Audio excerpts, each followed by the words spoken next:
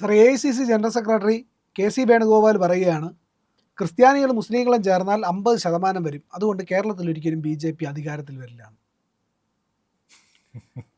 അല്ല, അദ്ദേഹം പറഞ്ഞത് മാത്രമേ ഉള്ളൂ. അപ്പോൾ അതിനകത്ത് സത്യം പറഞ്ഞാൽ എനിക്കത് KC വേണുഗോപാലിൻ്റെ ആ ഒരു പ്രസ്താവന ഞാനും കണ്ടതാണ്.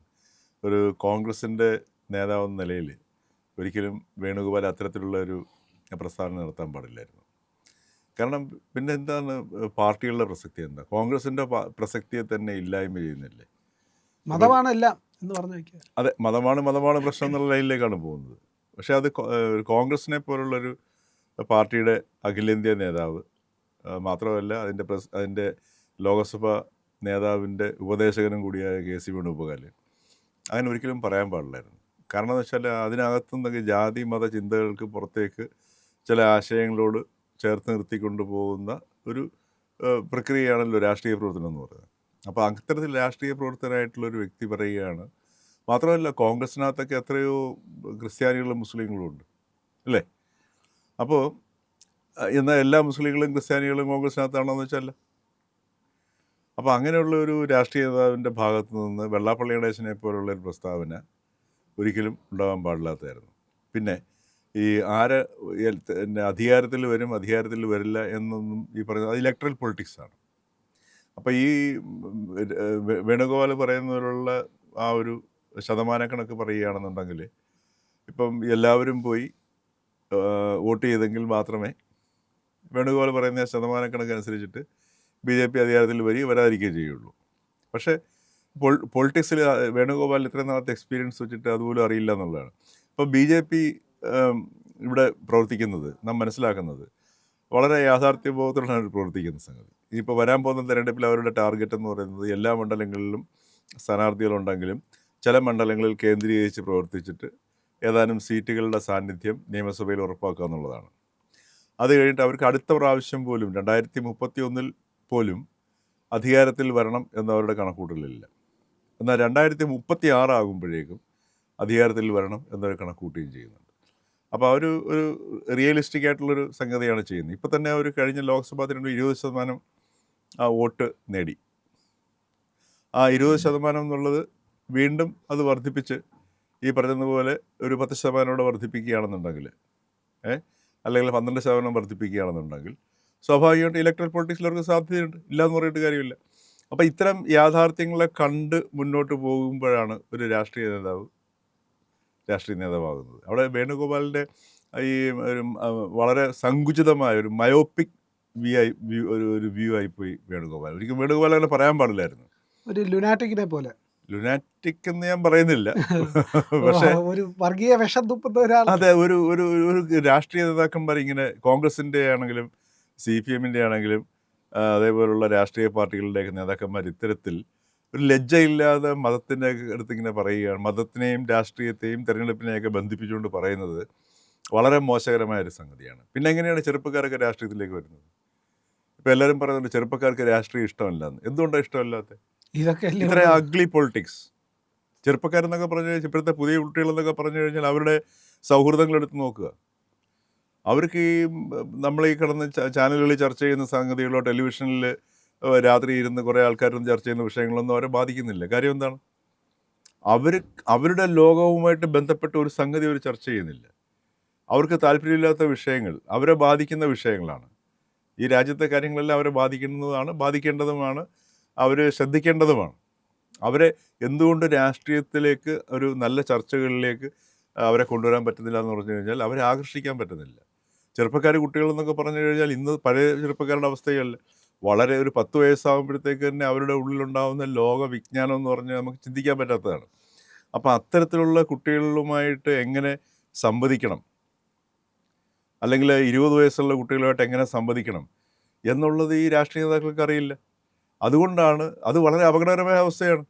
അപ്പോൾ അതുകൊണ്ട് എന്ത് പറ്റുന്നു? ഇതൊക്കെ കുറേ പ്രായം ചെന്ന കുറേ ആൾക്കാരുടെ തമ്മിലടിയും വൃത്തികെട്ട അഗ്ലി ഗെയിം എന്നുള്ളൊരു അവസ്ഥയിലേക്ക് ഈ ജെൻസി കുട്ടികളൊക്കെ നമ്മുടെ രാഷ്ട്രീയക്കാരെ കാണുന്നു.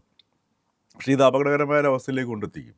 കാര്യം ഈ ഒരു രാഷ്ട്രീയവാദം ഇങ്ങനെ ഒരു ഭാഗത്ത് ഇങ്ങനെ വികസിക്കുകയും വളരുകയും ചെയ്യുമ്പോൾ കുറച്ച് കഴിയുമ്പോഴത്തേക്ക് സമൂഹമാണല്ലോ, ആ സമൂഹത്തിന് അതിൻ്റെതായ ഒരു ചലനശേഷിയും ചാലകശക്തിയും ഒക്കെ ഉണ്ട്.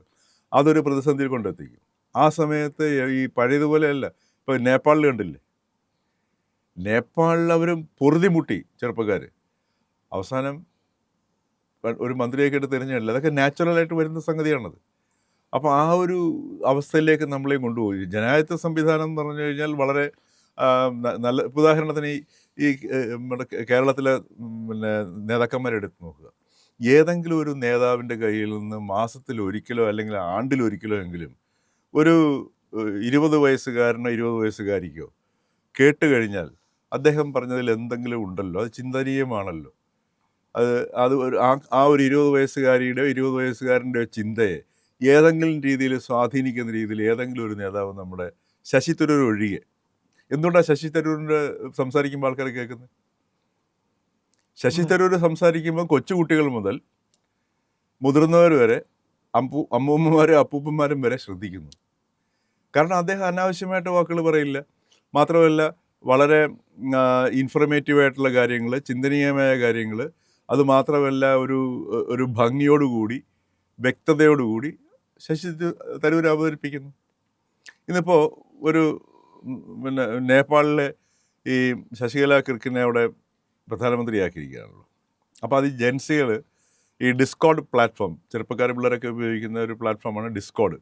അതൊന്നും നമ്മുടെ ഈ മുതിർന്ന ആൾക്കാർക്ക് അറിയുമെന്നുള്ള സംശയമാണ്. വളരെ വ്യാപകമായിട്ട് ചെറുപ്പക്കാർ കുട്ടികൾ അവർ പരസ്പരം ബന്ധപ്പെട്ടിട്ട് അവരുടെ പണി ചെയ്തുകൊണ്ടിരിക്കുമ്പോൾ തന്നെ ഇത് ഓൺ ചെയ്തിട്ടിരിക്കും. അപ്പോൾ അത് എപ്പോൾ വേണമെങ്കിലും കമ്മ്യൂണിക്കേറ്റ് ചെയ്യാം. അപ്പോൾ ഈ ഡിസ്കോഡിൽ നടത്തിയ ഒരു ഇലക്ഷനിലാണ് ഏറ്റവും കൂടുതൽ വോട്ട് ജെൻസിയാണെന്ന് ആലോചിക്കണം.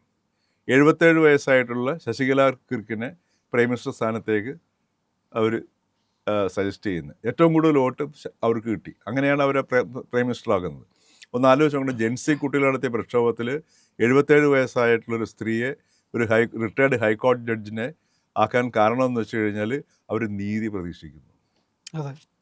ആ നേപ്പാൾ സമൂഹത്തിൽ അല്പമെങ്കിലും നീതിബോധമുള്ള ഒരു സ്ത്രീയായിട്ട് ഈ ചെറുപ്പക്കാർ 20ഉം 22ഉം വയസ്സുള്ള ചെറുപ്പക്കാർ കുട്ടികൾ വയോധികയായ ഒരു സ്ത്രീയാണ് സജസ്റ്റ് ചെയ്യുന്നത്.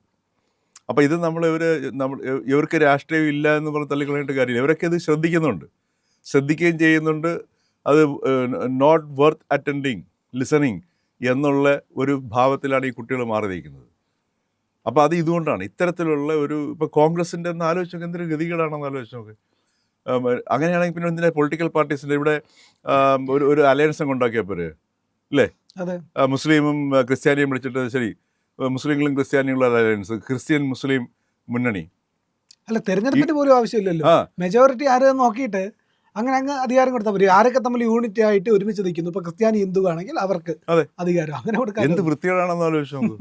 അതേപോലെ തന്നെ ഇപ്പുറത്ത് അങ്ങനെ നായർ എഴുവ ഇപ്പം ഇറങ്ങിയിട്ടുണ്ടല്ലോ. ഇന്ന് വെള്ളാപ്പള്ളി ഡേഷനൊക്കെ ഇന്ന് വളരെ ഒരു കേരളത്തിൻ്റെ ഒരു ഗതികേടെന്ന് പറഞ്ഞാൽ എന്താ മനസ്സിലാക്കുന്നത്? കോട്ടയത്തൊക്കെ അദ്ദേഹത്തിൻ്റെ ഒരു മീറ്റിങ്ങിൽ ഈഴവർ കോട്ടയത്ത് നിങ്ങളുടെ വോട്ട് വെറുതെ കളയല്ലേ, നമുക്ക് ശരിക്കും ശക്തിക്ക് ഉപയോഗിക്കണം എന്നും പറഞ്ഞിട്ടൊക്കെ പച്ചയായിട്ടാണ് പറയുന്നത് സംഗതി. അല്ലെ, ചെറുപ്പക്കാർ ഇത് കേൾക്കുന്ന ആൾക്കാർ, സാർ പറഞ്ഞില്ല നേരത്തെ, ഈ പറയുന്ന സുകുമാരൻ നായർ പറഞ്ഞിട്ടനുസരിച്ചായിരിക്കും വോട്ട് ചെയ്യുന്നത്. എവിടെ പുച്ഛത്തോടല്ലേ ഇവരെ നോക്കുക?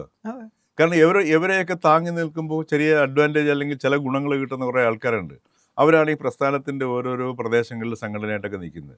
അവരുടെ കുറച്ച് പേരുടെ പിന്തുണ അവർക്ക് കൊണ്ടെന്നല്ലാതെ പൊതുസമൂഹത്തിൻ്റെ ഒരു പിന്തുണ അവർക്കില്ല. വളരെ അവജ്ഞയോടെയാണ് നോക്കുന്നത്.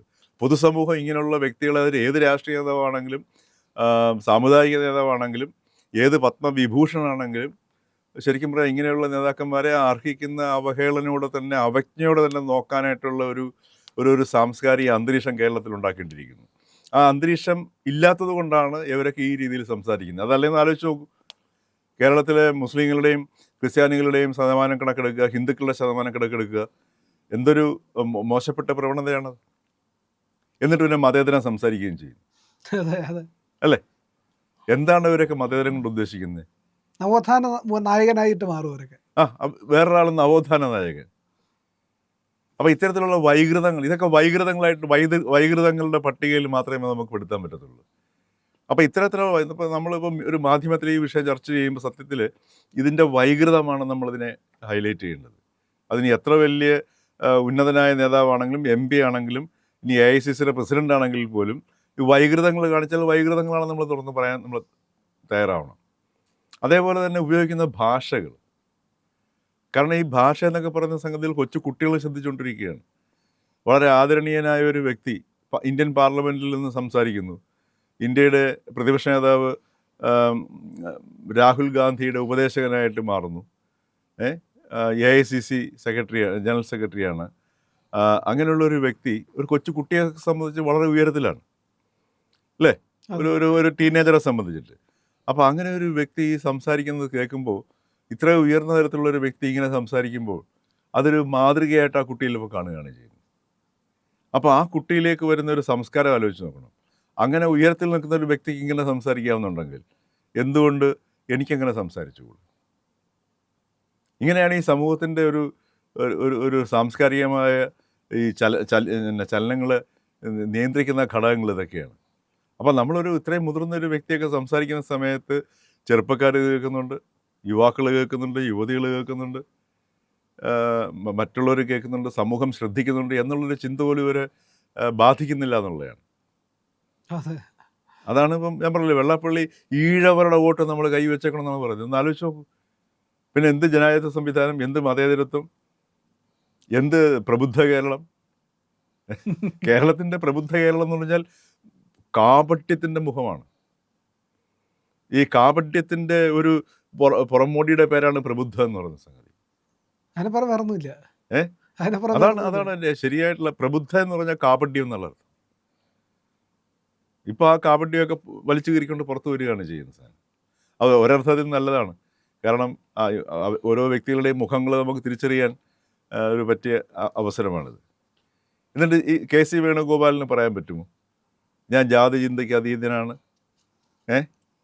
ഞാൻ ഗാന്ധി ആണ് എൻ്റെ മാതൃകാ പുരുഷൻ? ഗാന്ധി ചിരിക്കും അല്ലേ? ഒന്ന് ആലോചിച്ച് നോക്കൂ. ആ ഖദറിനോടെങ്കിലും ഉള്ള ഒരു ബഹുമാന്യത അദ്ദേഹം കാണിക്കേണ്ടതായിരുന്നു. ഗാന്ധി ഈ വെള്ളാപ്പള്ളി നടേശൻ പറയുന്നത് നമുക്ക് മനസ്സിലാക്കാൻ പറ്റും. വെള്ളാപ്പള്ളി നടേശനിൽ നിന്ന് നമ്മൾ അതാണ് പ്രതീക്ഷിക്കുന്നത്, ഇല്ലേ? ഇപ്പൊ കാഞ്ഞിരത്തിനകത്ത് നിന്ന് ആരും കരിക്ക് പറിക്കാമെന്ന് വിചാരിക്കുന്നില്ല.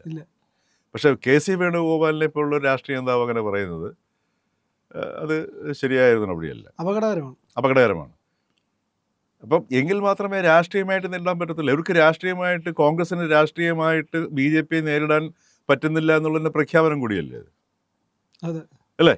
രാഷ്ട്രീയമായിട്ട് BJP ഞങ്ങൾക്ക് നേരിടാൻ പറ്റുന്നില്ല എന്നുള്ളതിൻ്റെ ഒരു പരാജയ സമ്മതിക്കലൂടെയാണ് ആ സാധനം. മതങ്ങളാണ് ഞങ്ങളെ പ്രൊട്ടക്ട് ചെയ്യുന്നത്. അപ്പം എങ്ങനെ പിന്നെ BJP അവർക്ക് വിമർശിക്കാൻ പറ്റുക, അല്ലേ? BJP ഇപ്പോൾ ഹിന്ദു മതത്തിൻ്റെ ചിഹ്നങ്ങളോ അല്ലെങ്കിൽ മറ്റ് മതവികാരമോ ഉണർത്തി പ്രവർത്തിക്കുകയാണെന്നുണ്ടെങ്കിൽ എങ്ങനെയാണ് ഒരു കോൺഗ്രസ് നേതാവിന് BJP വിമർശിക്കാൻ പറ്റുക?